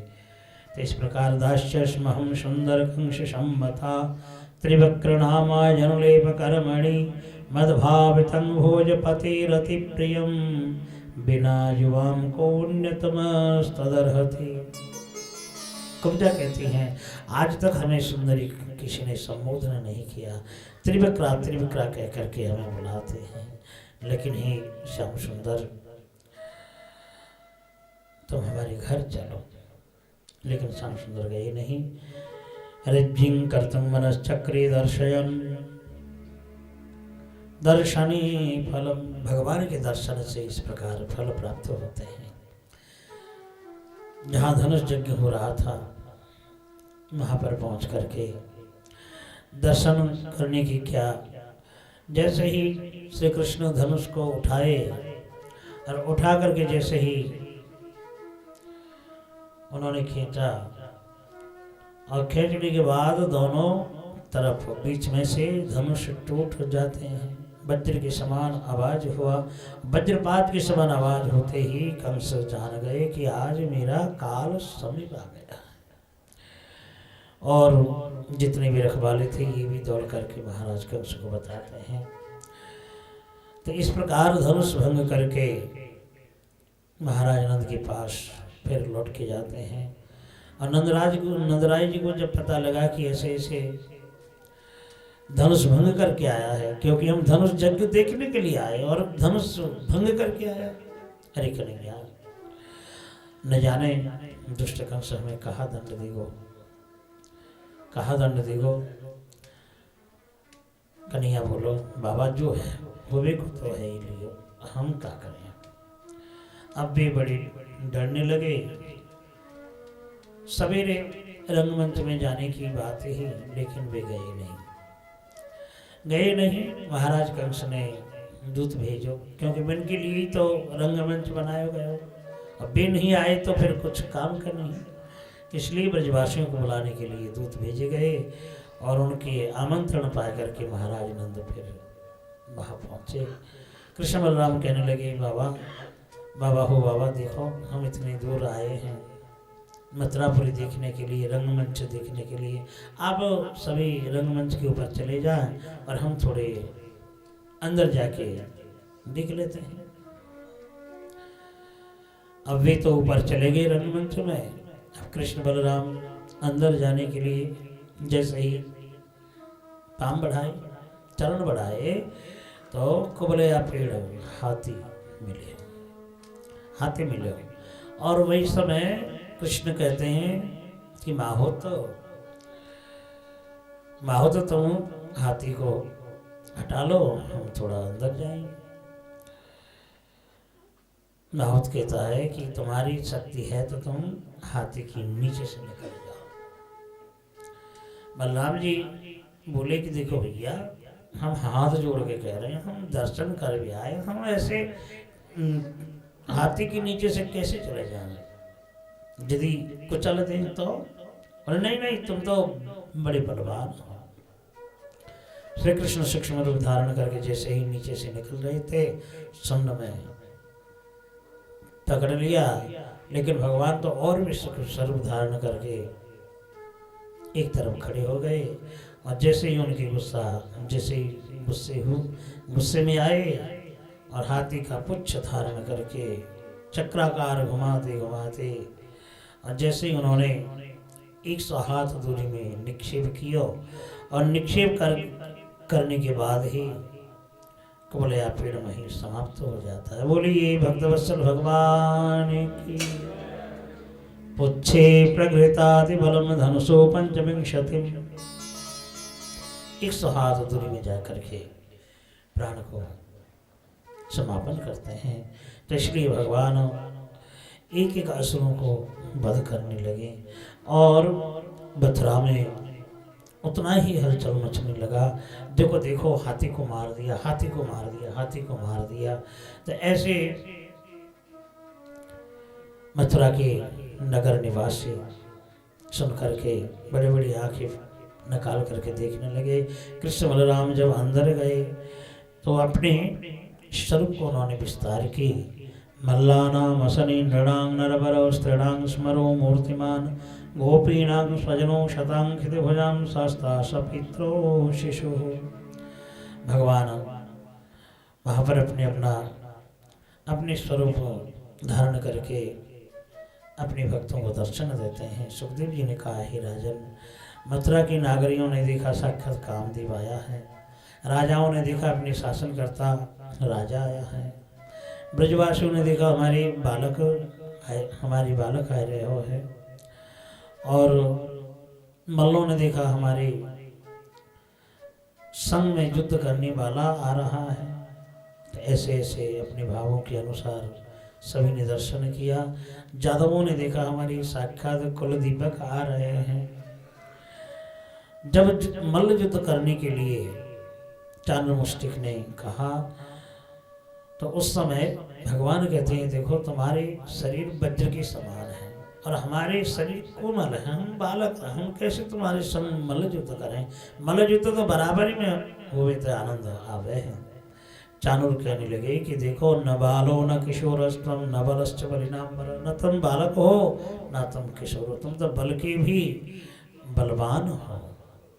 ऐसे कहने से चाणूर के साथ भगवान श्री कृष्ण मुष्टिक के साथ बलदेव रंगमंच के भीतर युद्ध होने लगे, मल्ल युद्ध। बाहों बाहों में, छाती छाती में, मस्तक मस्तक में जब युद्ध होने लगे तो उस समय सब दर्शक कहने लगे कि महाराज कंस ने अच्छो नहीं किया, छोटे छोटे बालक के संग बड़े बड़े मल्लों के युद्ध करा रहे हैं, ये तो नीति की बात नहीं है, ये तो महाराज अनीति कर रहे हैं। लेकिन सभी जान रहे ये अनीति हो रहा है, लेकिन कहने का किसी का साहस नहीं है। अक्रूर जी खड़े हो गए युद्ध करने के लिए। भगवान श्री कृष्ण इंगित से चुप कर देते हैं। तो चाणुरे मुष्टिके कूटे शूले तोषल के हते शेषा प्रद ध्रुवुर मल्ला सर्वे प्राण परिप्सव। हे राजन, जैसे ही चाणूर को उन्होंने वध किया, मुष्टिक के माथे में मुष्टाघात करके मुष्टिक को समापन करते हैं बलदेव जी, तो उसी प्रकार उनके जितने भी शूल थोसल मल्ल आए थे सबको समापन कर दिया। और बड़ा ही सुंदर नृत्य हो रहा, बड़ा ही सुंदर बज रहा था। और उसी समय भगवान श्याम सुंदर नृत्य करने लगे। और नृत्य करते समय दुष्ट कंस ने कहा, अरे वाद्यकारों, वाद्य बंद करो। और ब्रज से, ब्रजमंडल से जितने ब्रजवासी आए उनके धन को लूट लो। कृष्ण बलराम खड़े होकर के कहने लगे, मामा जी अब तक तो हम नृत्य कर रहे थे, लेकिन हमारे ब्रजवासियों ने क्या दोष किया कि उनके धन हड़प लोगे, छीन लोगे। कह करके सूक्ष्म शरीर धारण करके महाराज कंस के पास भगवान प्रकट हो जाते हैं। इतने में ढाल तलवार लेने का अवसर भी नहीं दिया, केशों को धारण करके और वहीं से खींच करके सम्न दिशा में चक्राकार घूमते घूमते और भूमि में जैसे ही गिरे और मुष्टाघातों के द्वारा दुष्ट कंस का समापन कर देते हैं। बोलिए कंस निषूदन भगवान की, कंस निषूदन भगवान की जय। जय श्री राम।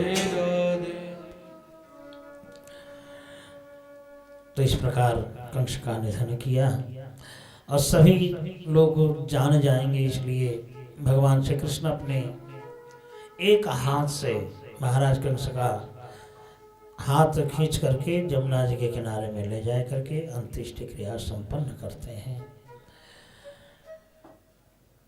वसुदेव जी और देवकी माँ कारागृह कैद में बंद कर रखे थे। नारद जी के कहने के बाद वसुदेव और देवकी को कारागृह में बंदी कर रखे थे, तो भगवान श्री कृष्ण जाकर के दोनों को मुक्त कर देते हैं। उग्रसेन जी कैद में थे तो उनको भी मुक्त करा दिए। तो इस प्रकार अब राजा कौन बनेंगे? मथुरावासी कहते हैं कृष्ण ने दुष्ट कंस का अंत किया तो कृष्ण ही राजा बनेंगे। लेकिन कृष्ण ने कहा देखो हमारे कुल में श्राप लगा हुआ है, जदु वंश में श्राप लगा हुआ है कि जदु महाराज के वंशजों में कोई राजा नहीं बन पाएगा, तो इसलिए हम राजा नहीं बनेंगे। तो उग्रसेन महाराज को सिंहासन में बैठाए और कृष्ण ने वचन दिया कि आप केवल बैठे रहना और जो भी कुछ करना है हम करेंगे। तो इस प्रकार उग्रसेन महाराज को पुनः सिंहासन में बैठाए और नंदराय जी ब्रजवासियों को लेकर के आए और कहने लगे कन्हैया अब तो चल, देख कई दिन बीत गए, क्योंकि तेरी मैया यशोदा बाट देख रही होगी, क्षण भर ना देखे तो कैसे बिलबिलाती, और कई दिन है चुको, कम से कम अब तो चल। कृष्ण बलराम जी कहते हैं बाबा आप ही देखो, आप हमारे जगह में होते तो आप क्या करते।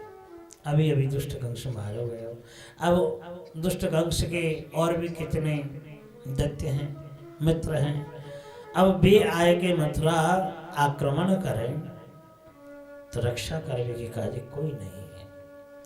महाराज उग्रसेन वे तो सिंहासन में बैठना ही नहीं चाह रहे हो, ये तो हमारी कथा अनुसार ही सिंहासन में बैठे, अब आप ही बताओ हम क्या करें। देखो पिताजी, हमारी ये लो लकोटी, ये बांसुरी और आभूषण भी लो, मथुरापुरी सुरक्षित करके कुछ दिन में ही हम आ रहे हैं। नंद बाबा बोले हम कैसे जाएं, यशोदा जी के पास खाली हाथ में हम कैसे जाएं बताओ। बलदेव जी कृष्ण दोनों ही हाथ जोड़ के क्षमा मांगते हैं। देखो आपने बहुत लाड लड़ाए हैं और कुछ दिन के लिए आप प्रतीक्षा करो, हम जरूर आएंगे। लीला शक्ति के माध्यम के द्वारा ही ये कार्य संपन्न हुआ। वसुदेव नंदराय वसुदेव जी से मिलकर के नंदराय जी निकल गए ब्रजमंडल के लिए। अब यशोदा जी इधर देखती रहती हैं, दासियों से कहती हैं देखो देखो तो सही ऊपर जा कर के रथ आ रहे हो या नहीं, हमारा कन्हैया आ रहे हो या नहीं। अब कई बार ऊपर चढ़े नीचे आवे, लेकिन जब एक एक गाड़ी निकल करके जाता है तो कोई बात तक भी नहीं करते हैं। यशोदा सोचती है क्या बात है गए और ब्रजवासी हमें बिना भूल के ही बिना बिना निकल रहे हैं। जब नंद बाबा आए आंसुओं से भरा हुआ, तब मैया यशोमती समझ गई कि मेरो लाल आयो नहीं। सुखदेव जी बोले ही राजन, उसी समय से ब्रजवासी कृष्ण के विरह में ब्रजमंडल में रहे, सबने खानो पीनो सब छोड़ दिया। जितने भी गौवें ही वे भी मथुरा की तरफ टकटकी लगाए करके आंसू बरसाते रहे। ब्रज सखा खेलने जाए तो खेलने में मन नहीं। मथुरा में श्री कृष्ण विद्या अध्ययन करने के लिए उज्जैनी पहुंचे सांदीपनि मुनि के गुरुकुल में, और एक ही रात्रि में 64 कला और विद्याओं को शिक्षा प्राप्त करके और सुदामा ब्राह्मण से मित्रता स्थापन करके जब निकले मथुरा के लिए, तो गुरु माता कहती हैं कि कन्हैया मेरो बेटा समुद्र में नहावे गयो, लेकिन समुद्र से लौट के नहीं आयो। तो गुरु दक्षिणा के रूप में कृष्ण बलराम दोनों समुद्र में डुबकी लगाते हैं। शंखाचूड़ के पास गए, शंखाचूड़ कहते हैं मेरे पास गुरुपुत्र नहीं है।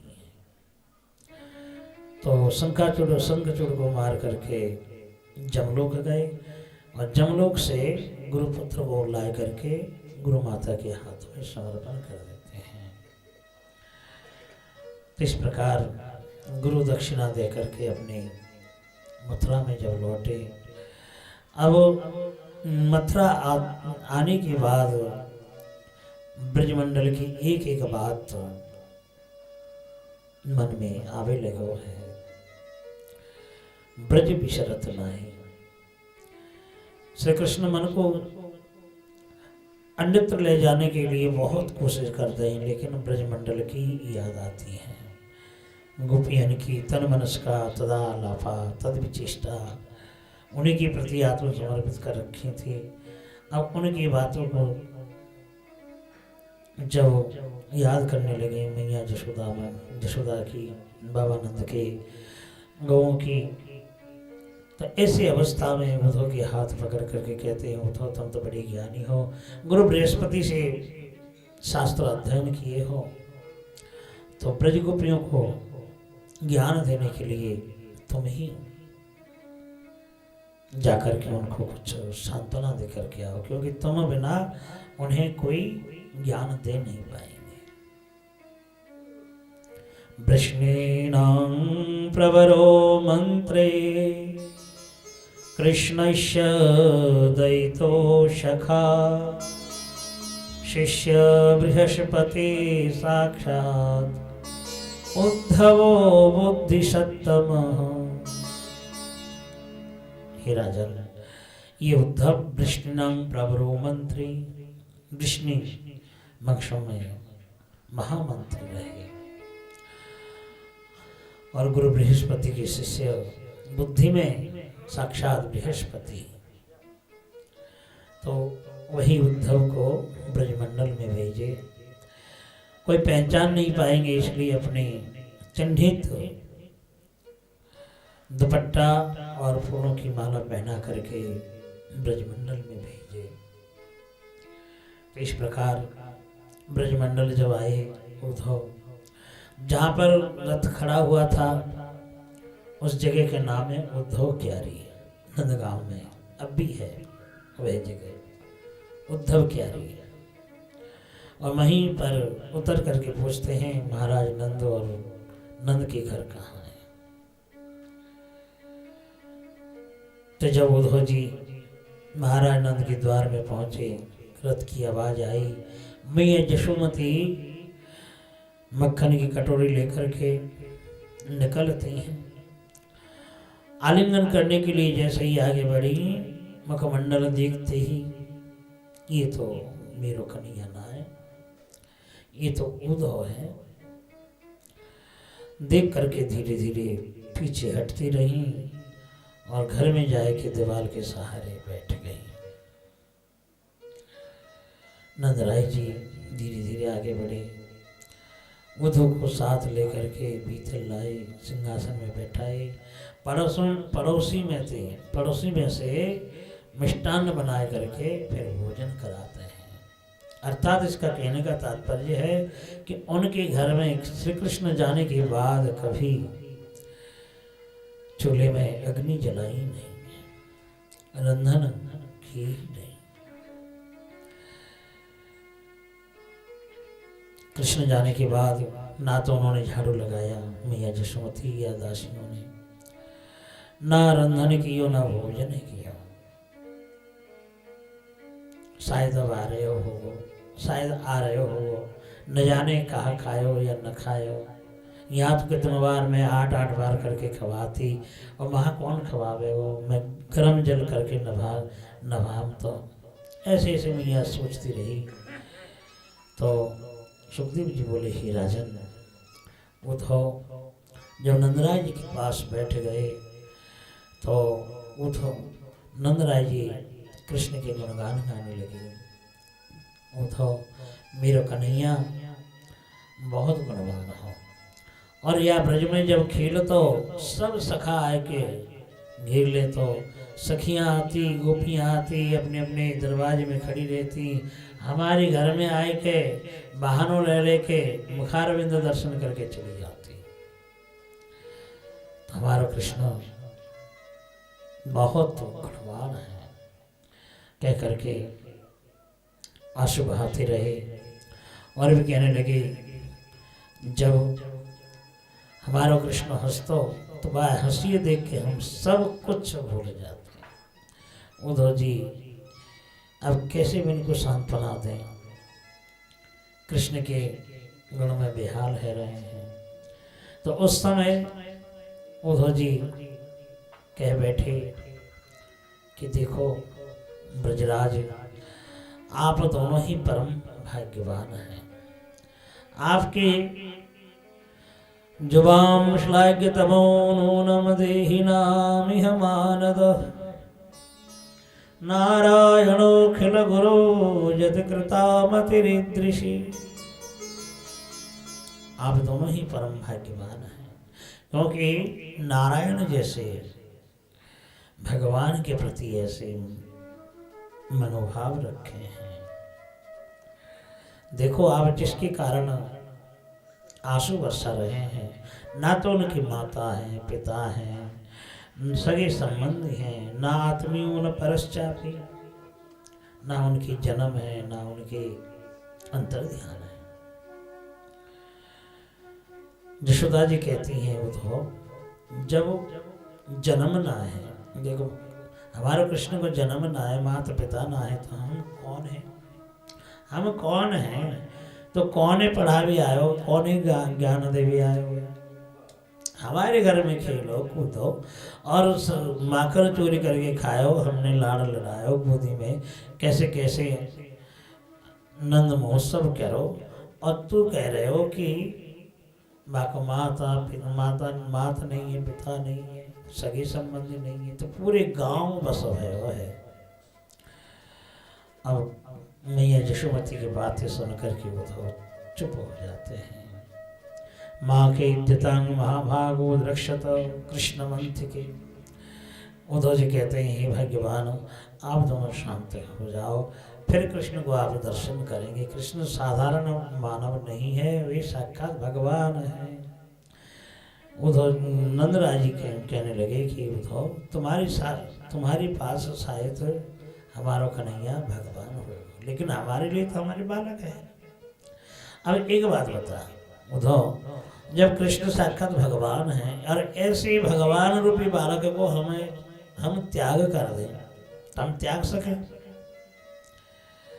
तो उद्धव पहले तो हम जान रहे कि हमारो कन्हैया अपना बेटा हो। अब ये पता लगो कि कन्हैया ईश्वर भी है, भगवान भी है, तो ऐसे भगवान रूपी कन्हैया हमें छोड़ के चले जाए तो हम कैसे जीवन जिए बताओ। उद्धव अब ज्ञान कैसे देंगे? उनकी बातें श्रवण करने लगे और श्रवण करते करते उनके ज्ञान गरिमा, उनके भाव में सब डूब गए। तो पूरी रात तक कृष्ण कथा वर्णन करते रहे। सुखदेव जी बोले, हे राजन, अंत में नंदराय जी कहते हैं, उद्धव तुम्हारे मथुरा में हो सके हमारो कन्हैया ईश्वर बन के सिंहासन में बैठ गए हो, वही कृष्ण के चरणों में हमारी मति बनी रहे प्रार्थना करके। और जैसे विश्राम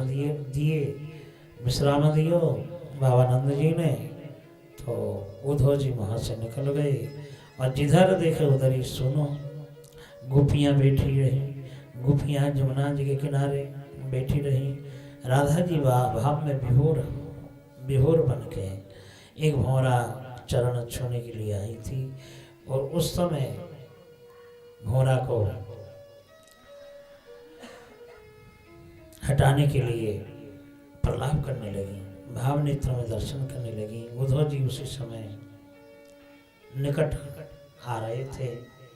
मधुपो कृतव बंधो मां स्पृशांग शपथना क्वच विललितमाला कुंकुमस्मस्रुभेण वधू बहतो मधुपति स्तनमानिनां प्रसादं जदू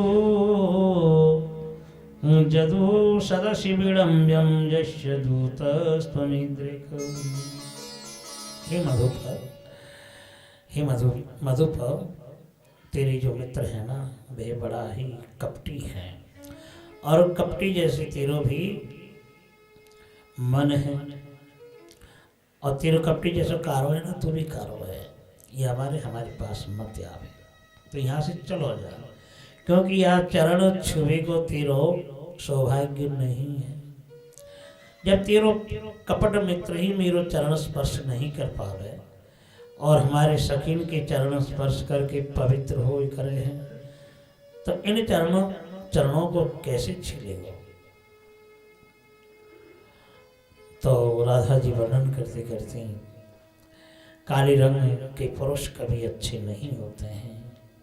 मृगैर्व कपींद्रम बिभ्यदे लब्धधर्मा, रामलीला में प्रवेश कर गई, और रामलीला वर्णन करते करते फिर कोई का दृष्टांत देने लगे। तो इस प्रकार अंत में कहने लगे कि हे श्याम सुंदर एक बार कम से कम आय करके हमारे मस्तक में वरदस्त प्रदान करो। भुजम गुरु सुगंधं मूर्धन धाष्य कदानु। गोपियाँ उद्धव को देख करके आसन देती हैं। अब कछु गोपियाँ कहती हैं ये उद्धव क्यों आया। गोपियाँ कहती है क्यों आई है, क्यों आया, समझ नहीं रही हो। बोले क्यों, कैसे, देखो अभी तक महाराज कंस का श्राद्ध कर्म नहीं हुआ। अब श्राद्ध कर्म करने के काजी हमारे पिंडन को लेवे के काजी आयो है। एक बार अक्रूर आयो, हमारे प्राण प्यारे लेके गए। अब ये उद्धव आयो, अब हमारे पिंडन लेके जावे, और क्या करे। भवतीनां वियोगो में नहीं सर्वात्मना क्वचित।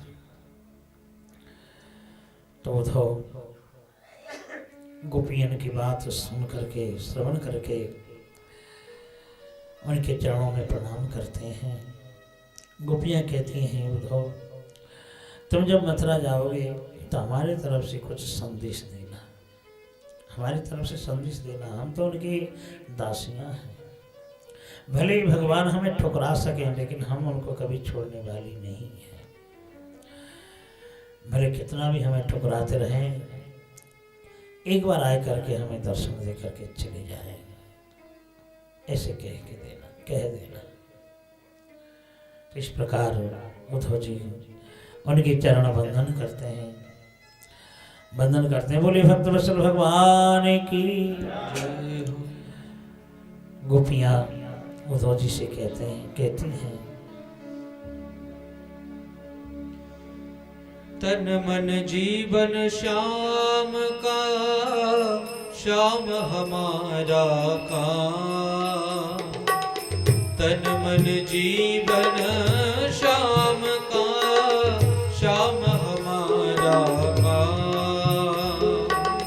रोम रोम में रम रहा वो मत वाला घनश्याम। रोम रोम में रम रहा वो मत वाला घनश्याम। इस तन में अब योग का, इस तन में अब योग का नहीं कोई ठिकाना। ए उद्धव हमें ज्ञान की, हमें ज्ञान की पोथी न सुनाना। हम प्रेम दीवानी हैं, वो प्रेम दीवाना। हम प्रेम दीवानी हैं, वो प्रेम दीवाना। ए उद्धव हमें